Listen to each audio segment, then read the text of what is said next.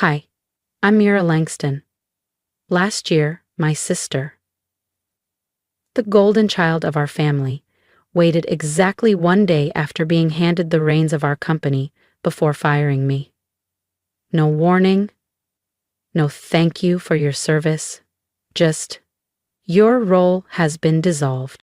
They all assumed I'd walk away quietly, but they overlooked one tiny clause buried in the original incorporation agreement. One clause I personally fought to include over a decade ago. And today, that little oversight is costing them everything. And the most ironic part, they still don't realize I'm the one who pulled the first thread. Before I take you deeper, what time are you listening and where are you tuning in from? Drop it below. It started like any other Thursday. I was 38, headed into our firm's headquarters in Chicago's West Loop, my heels clicking through the polished concrete halls I knew better than my own apartment. I expected a routine quarterly strategy review, nothing flashy. I greeted the front desk, passed security, and stepped into the glass-paneled conference room. That's when I saw them. Gold and ivory balloons shaped into an arch, lilies, my mother's signature flower, lined the table. Cupcakes and champagne sparkled near the wall, and a banner celebrating new leadership. My stomach dropped. Around the table, my parents, our CFO, legal counsel, the board. Some smiled. Others avoided my gaze. And then I saw Isla, my older sister. Hair slicked back, cream blazer tailored like armor, smirking like she'd won an Oscar. "Mira," my mother said, too brightly. "So glad you could make it." I stared, stunned. I had scheduled this meeting. Then my father stood. "Today begins a new chapter. We're proud to announce Isla as CEO, effective immediately." The room clapped, and I smiled, because they had no idea what was coming next. The room erupted in applause. I stood still, frozen somewhere between humiliation and disbelief. No one had told me. Not a whisper, not even a forwarded calendar invite. Across the room, Isla was glowing under the golden arch of celebration, soaking in the spotlight like it had always belonged to her. I didn't clap. Couldn't. My hands stayed at my sides as I locked eyes with her, searching for a flicker of remorse, an ounce of decency. Nothing. She turned away, already addressing the board. "I believe it's time to streamline leadership and reposition the firm for long-term innovation," she said smoothly, like she'd rehearsed it in front of a mirror. I didn't even catch the rest. My ears buzzed. Alicia, our HR director, quietly approached with a folder in hand. I didn't need to look at it to know. My name was typed across the top, the word termination stamped like a wound. My breath caught in my throat. I glanced at our parents. They couldn't meet my eyes. Isla walked toward me, her heels clicking like punctuation. She leaned in and whispered, "It's not personal, Mira. You've just outgrown your role." Outgrown? I had built this place. I co-signed the first lease. I missed my own engagement party to save the company from a supplier dispute. I skipped birthdays, holidays, even Grandpa's funeral, because someone had to show up. That someone had always been me. Now, apparently I was outgrown. I took the folder, the boilerplate severance barely warm from the printer, and walked out as the applause began again. The hall seemed endless. My heels too loud, the silence too sharp. I caught Isla near the elevator. "You couldn't even call me privately?" I asked. She didn't flinch. "This is business, Mira. You always made it personal." When I swiped my badge to enter my office, the light turned red. Access denied. A young assistant I once mentored walked by with a box in her arms. My box. Labeled. Packed. My framed photo of Mom and me from our first product launch. My boss lady in progress mug. My walnut pen. The one Dad gave me when we signed the incorporation papers. It was all done, as if they'd planned this long before today. Outside the sun was too harsh. I sat in my car and gripped the steering wheel. I didn't cry, not yet. Chicago traffic blurred past the windows. I got home before noon. The kitchen was too quiet. The coffee machine blinked. 11:12 a.m.ing, same day, new reality. I unpacked the box. My fingers paused on the walnut pen, engraved with ML for Mira Langston. "You're the feature," Dad had told me. I sat at the table, clutching it. Then came the tears. Quick, gasping sobs I didn't expect. Not loud, just sharp and private. Then my phone buzzed, a headline. Langston Group, names first, female CEO, a legacy continues. Legacy? I was that legacy. I reached into the box for a tissue, and my hand brushed something tucked under the cardboard flap. A plain envelope, no markings, just my name in tidy script. It hadn't been in the box originally. I opened it with trembling fingers.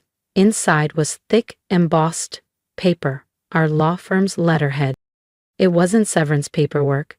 It was a notarized contract, dated 4 years ago. The night Isla had shown up at my place, sobbing that we'd miss payroll and lose our biggest client. I remembered the late-night drive to Evanston, the lawyer she trusted, the way I'd wired $250,000, 0 cents to keep the company alive. That document was my insurance. A 10% non-dilutable or boarding share in Langston Group. Activated unless I signed a resignation. I never had. And how? I smiled through tears. Because they had no idea I still owned the table they were sitting at. A resignation I never gave. So no, they couldn't just toss me aside like some intern who misplaced a few reports. They knew. They had to know. The only reason they thought they could get away with it was if they assumed I'd forgotten, that I'd lost the paperwork, that I was still the same daughter who chose loyalty over leverage. They were counting on my silence. I ran my thumb over the notary seal, the signature at the bottom. Isla's, right next to mine, still curled in perfect black ink. My pulse calmed, because this wasn't just a corporate decision. This was a calculated erasure. They weren't pushing me out. They were rewriting the narrative, and I wasn't going to let them. I grabbed my keys and headed for the garage. The heavy door groaned open, letting in a rush of sticky late spring air. Dust floated through streaks of sunlight as I pulled out box after box from the corner shelves. Years of tax returns, hard drives, a few bank statements and shipping receipts. Then I found it. A navy blue folder labeled 2019, Isla Emergency. Inside, printed emails, transfer receipts, even a scanned copy of the wire confirmation. And taped to the inside cover, a flash drive. I plugged it into my laptop right there on the workbench. A single audio file. I clicked play. Isla's voice filled the garage, soft, shaken. "Mira, I don't know how to thank you. If I ever forget this..." I shouldn't be in charge of anything. I played it again. This time, I didn't cry. I didn't flinch. I just focused. Face. This wasn't heartbreak. This was war. I packed the file, the contract, and my laptop into a leather tote Dad gave me when we closed our first big deal. Then I left. I didn't want to sit in my kitchen feeling betrayed. I needed neutral ground, a space to think. I parked outside a quiet cafe nestled between a bookstore and a real estate office. Ordered a green tea. Picked a booth near the back. I opened my laptop and began gathering every breadcrumb I'd ever left behind. Marketing decks I'd edited. Payroll reports I'd personally approved. Investment memos with my annotations. Screenshots, folder structures, audio backups. The more I pulled, the less it felt like mourning, and more like building a case. They thought I'd fold. They thought I was still the version of Mira who apologized for taking up space. But I was done apologizing. Then my inbox pinged. Subject line: "I don't agree with what they did to you. We should talk. Clark." Clark Marino, our longtime accountant. Quiet, meticulous, invisible in the boardroom. But he saw everything. I replied without hesitating. An hour later, I was walking along a quiet stretch of Lincoln Avenue, dusk settling like ash between closed storefronts. His building was old, wedged between a fitness studio and a dry cleaner frozen in the 90s. Clerk opened the door after 2 knocks. Same slouched posture, same soft eyes. But tonight, he looked worn down, tense. "I'm glad you came," he said, leading me into a living room that smelled faintly of burnt coffee and laundry detergent. He gestured to a table stacked with USBs and folders. "They told me to delete everything," he said. "Board minutes, your voting rights, ownership records." My stomach twisted. "I was supposed to erase you." I stayed quiet, let the weight of it settle. Clerk opened his laptop and clicked a folder labeled "Not Forgotten." "They offered me a bonus if I kept quiet," he said. "Figured I'd stay quiet 'cause I'm just the accountant." He pressed play. Isa's voice. "She's never meant to last. She's emotional dead weight." I didn't blink, but I felt the heat rise in my throat. "Next file." "My mother. Mira's family, but we need someone more polished, presentable." Reliable, she meant, not someone who disappears. I didn't disappear. I was on unpaid leave, taking care of Blake, my partner, while he battled stage 2 lymphoma. I kept the books running remotely. I answered emails during chemo sessions, and they knew it. I didn't cry. Not because I finally had what I needed. And they had no idea what was coming next. The time for trust had passed. Instead, I asked Clark quietly, "Did they all sign off on it?" He nodded. "Your dad hesitated, but Isla and your mom pushed it hard." He didn't resist for long. I stood and began pacing, each step deliberate, my mind sharpening with every movement. "And the originals? You still have them?" He nodded. "Everything."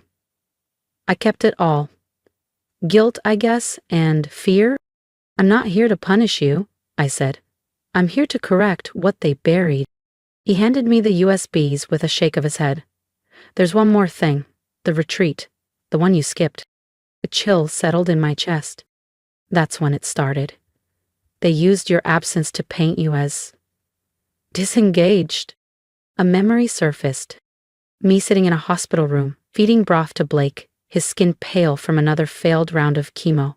I remembered silencing my phone, ignoring the messages about mandatory team building, while my colleagues posted matching selfies from a luxury spa in Lake Geneva. When I came back, no one said a word, but half my projects had been reassigned. No explanation, no welcome back, just fake smiles and closed doors. I looked at Clark. "You've done enough, thank you. I'll deny it if they come for me." "You won't have to," I said calmly. "I'm not going through the courts." Not yet. Back home, I poured myself a glass of water and sat at the kitchen island, the same counter where I once signed loan forms to rescue this family. I connected my encrypted drive, copied over the files, and labeled the new folder Phoenix. Then I reopened my LinkedIn. It had been dormant for nearly 6 years. Another sacrifice to keep up the illusion of loyalty. Within minutes of reactivating it, the messages flooded in. But one made my heart stutter. "Hey, stranger, still got that spark? I may have a proposition." Lyle Parkson. Lyle had left our firm quietly years ago. No drama, just a quiet nod and a brief handshake. He was once the only person who saw me. Not Mira, the younger daughter, not the placeholder, but me. His message continued. "I always knew who actually brokered those vendor deals. Let's build something that's yours this time. Name on the door, full partner, come talk."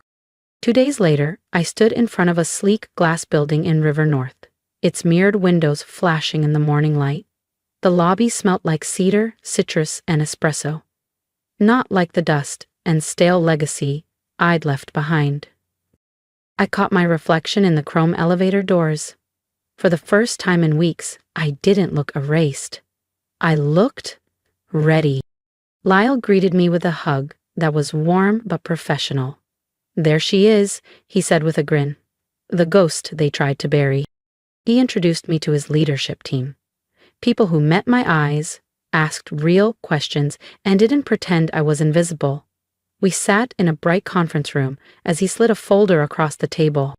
Partner track. No waiting in line, but I know you've got unfinished business. We're not rushing you. When you're ready. That night, back home, I opened Clark's USB again. One file stopped me cold. Bridgegrant, _terms _signed PPL. I remembered that deal vaguely. A rushed contract. I'd heard about it after it was already inked. Too late to review. I opened it, my heart pounded.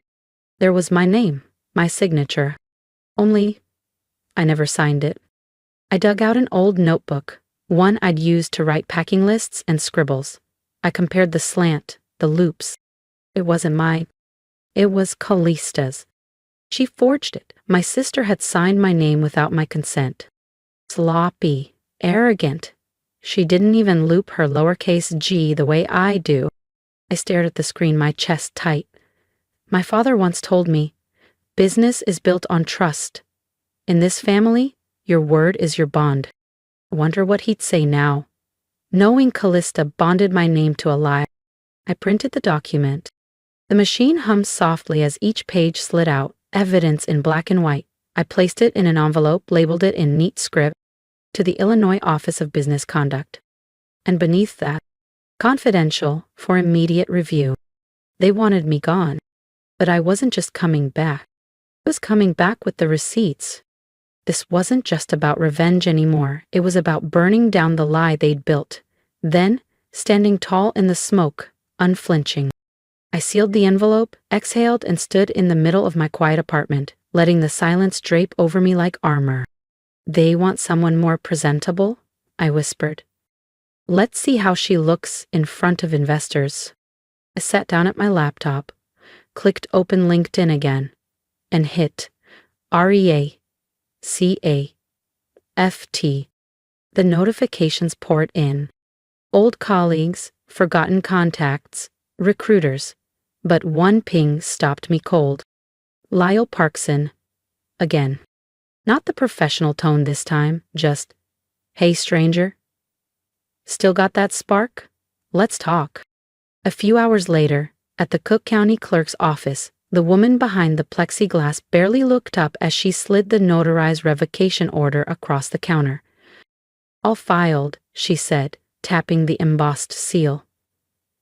Effective immediately. I slipped the document into my leather folio. As I turned to leave, she asked quietly, You sure this won't stir anything up? I didn't even glance back. Oh, I said, I'm counting on it. By the time I stepped outside, the Chicago haze had burned off. Sunlight gleamed off windshields, puddles, even the cracks in the sidewalk. But something inside me had shifted. Quiet. Permanent.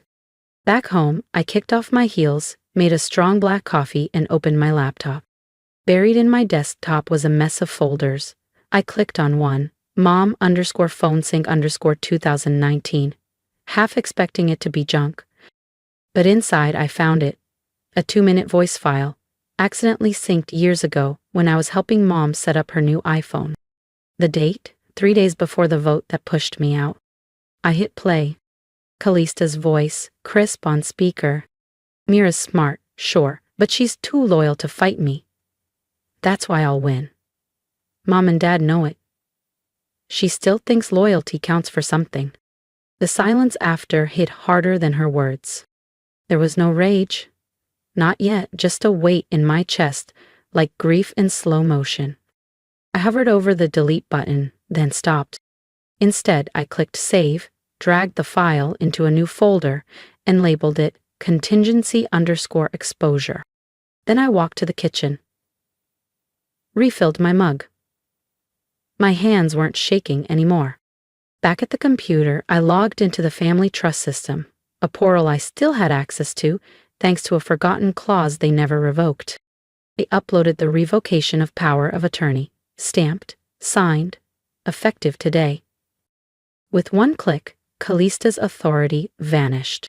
I smiled, not from vengeance, from clarity. Later that evening, I slipped on a charcoal blazer I hadn't worn in a year, packed a slim tote with the essentials, my laptop, a thumb drive, the revocation and the voice recording, now burned to disk and labeled in red Sharpie. Before I zipped it shut, I opened my email one last time. Subject: use only if she forgets. To myself. Attachment: Callista_voicemail MP3. Send. Hour off. I passed by the hallway mirror on my way out. I didn't look erased anymore. I looked like a woman who remembered who she was. An hour later, I stepped out of my car at the charity gala Callista had orchestrated like a coronation. Her name was on the banners, the program, the donor wall. Langston Legacy, a night of impact. The valet blinked when he saw me. I wasn't on the guest list. It didn't matter. Inside, the ballroom sparkled under chandeliers. Guests in evening gowns and tuxedos sipped champagne, posed for photos, exchanged shallow praise. I moved through the crowd like smoke through velvet. A few heads turned. A couple recognized me. Most smiled with the hollow friendliness of corporate etiquette. But Callista? Callista froze when she saw me. Just for a second. Then she slipped into character. Graceful, polished, queen of the night. She took the mic and gave that smile I'd once admired. But I wasn't here to admire anymore.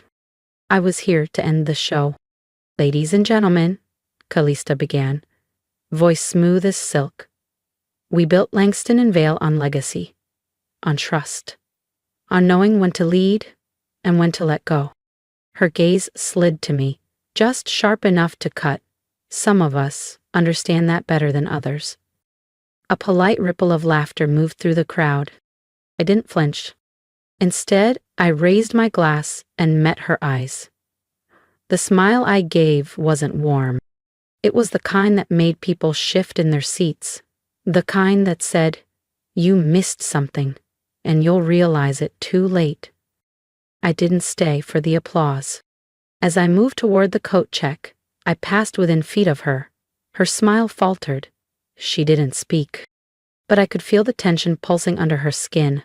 I knew exactly what she was doing backstage. Checking her phone, scrambling to transfer assets to secure control. Then it began. Her voice behind the curtain clipped and rising in panic. "What do you mean, access denied? That account's under my authority." A pause. "What do you mean it's been revoked? Who signed off?" Moments later, she burst into the hallway, heels hitting the floor like gunshots. A board member approached, palms raised. "It's been updated, Callista. Legally. We were notified this morning." I didn't stick around to watch the meltdown. I already knew what it sounded like. Outside, the evening air was cool and crisp. I took my time walking to the parking lot, relishing the unfamiliar but welcome sensation of peace. But I wasn't surprised when I heard her voice behind me. "You think this is over?" she snapped.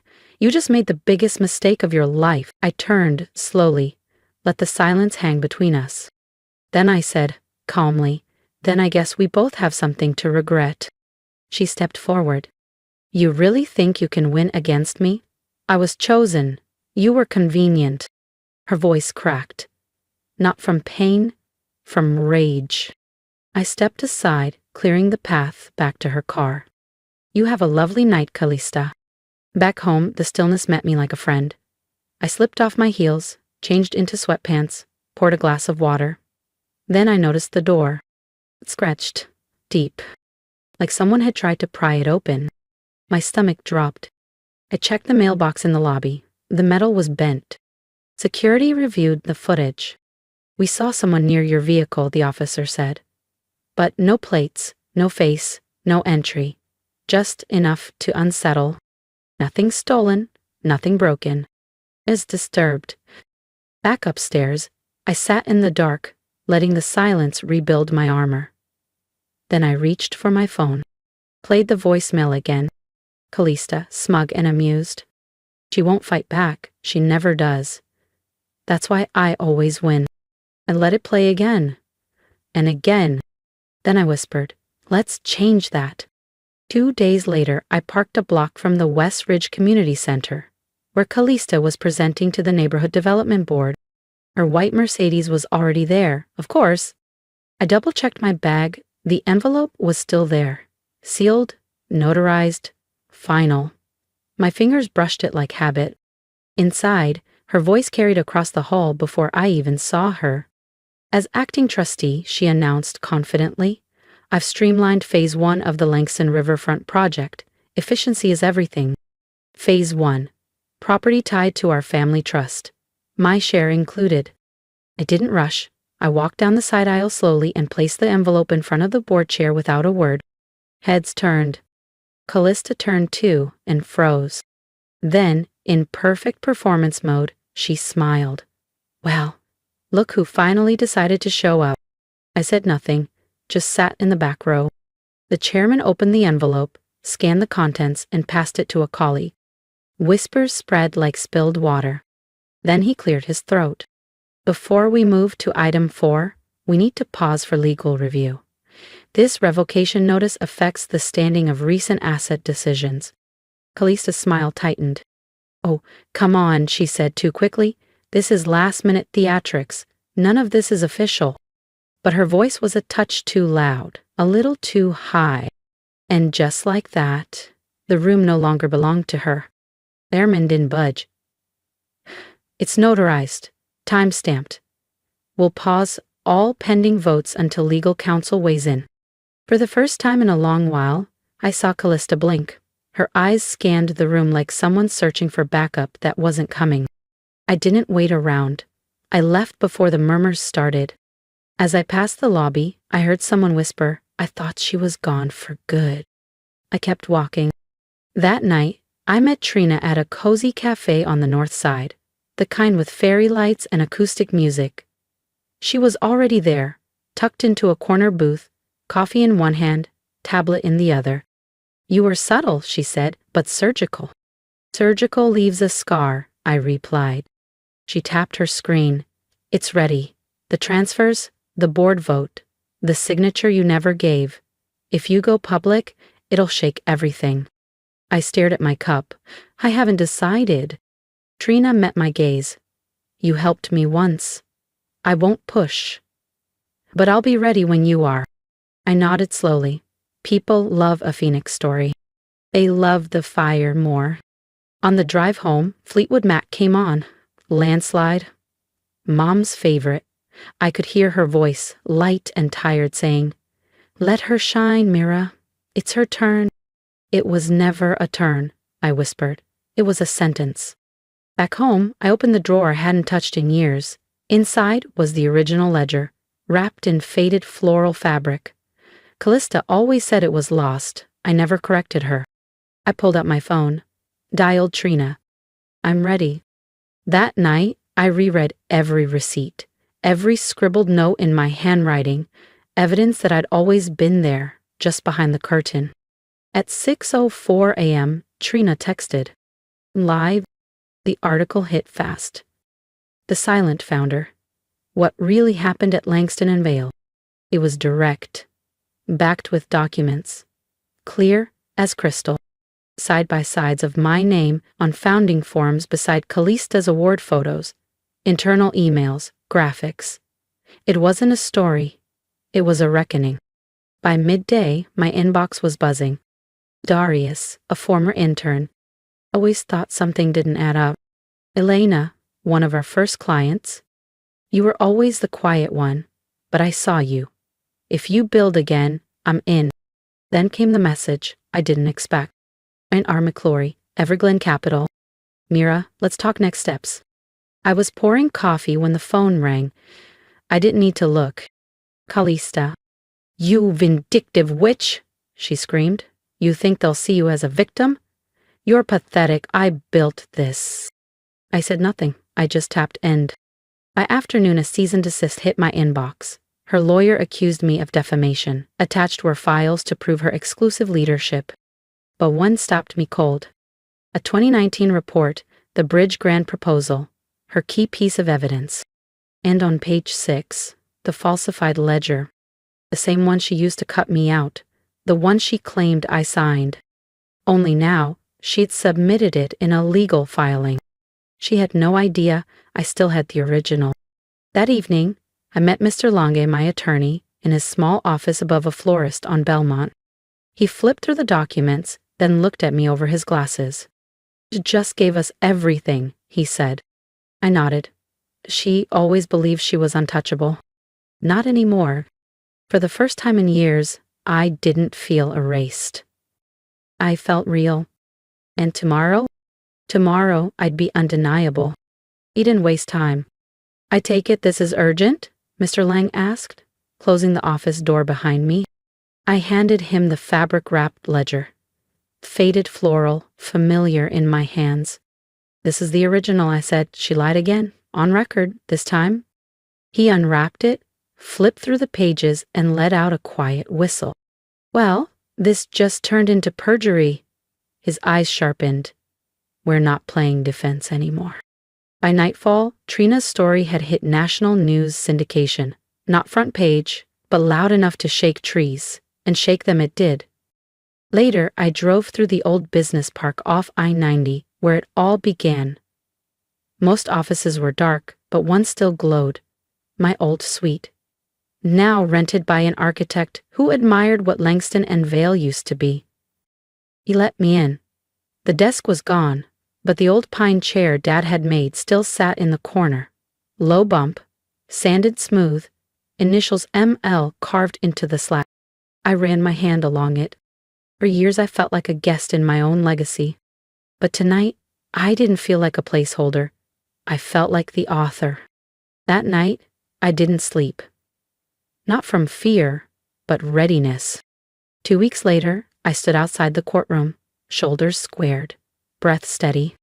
Inside, Kalisa sat at the opposite table, draped in control, trying to look unbothered. Her lawyer looked pale, flipping documents too late. The judge began. "We've reviewed the financial documents submitted by the plaintiff. There are inconsistencies between Ms. Callista Langston's version and the original ledger." He paused, looked directly at her. "Submitting forged records is not an oversight. It's a criminal offense." No gasps, just silence. Callista stared forward, unblinking, like the words didn't register. Her lawyer whispered, desperate. She didn't move. The judge continued. "This court refers the matter for criminal review under Penal Code 115. In addition, financial restitution will be paid to the defendant." It was done. Outside, reporters waited. Cameras clicked. Questions flew. I didn't answer any. I walked past them, shoulders high, calm. The story spoke for itself. That afternoon, I met Trina at a coffee shop near her office. We sat near the window, ceramic mugs warm in our hands. She stirred her drink. "Do you regret any of it?" I thought about it. Not the trial, not Callista. I thought about hospital nights, press releases with my name left off, and holidays I worked through while she got applause. "I regret thinking I needed their permission to matter," I said. Trina didn't respond right away, just nodded, slow, knowing. That evening, I returned to the studio, a co-working space I helped launch with 2 other women, both forced out of their companies. One by her husband, one by a board who said she didn't look global enough. No receptionist, no marble floors, just real plants, repurposed desks, hard wood beneath our feet. My corner was simple, a corkboard, a laptop, a window facing east. Aaron the chair. Dad's chair, cleaned, polished. I'd fastened a small plaque on the back. To the one who stayed silent, then spoke the loudest. I didn't cry. I just sat, let it settle. This wasn't about revenge anymore. It was about reclaiming. As I looked out at the street, life passing by in quiet pursuit of dreams, I felt something rare. This stillness. Not silence, not submission, just stillness. That night I emailed Trina. "If they reach out again, tell them I've said all I needed to." Then I recorded a voice note, something to return to if I ever forgot. Sometimes justice doesn't roar. It arrives quietly, in a courtroom, an old chair, or a new beginning. I leaned back, let it echo, and I whispered, not needing an answer. Have you ever had to walk away from the very thing you built just to save yourself? If my story resonated with you, I'd love to hear from you. Drop a comment, not just for me, but for anyone who's ever been overlooked, underestimated, or told they didn't belong at the table they helped build. Your voice matters. Share your thoughts, your encouragement, or your own story of reclaiming power. Every comment reminds me that silence isn't strength, truth is. And if you're facing something similar, here's my advice. Document everything, trust your instincts, and never let someone else's spotlight convince you you're standing in the dark. Sometimes, the most powerful thing you can do is speak.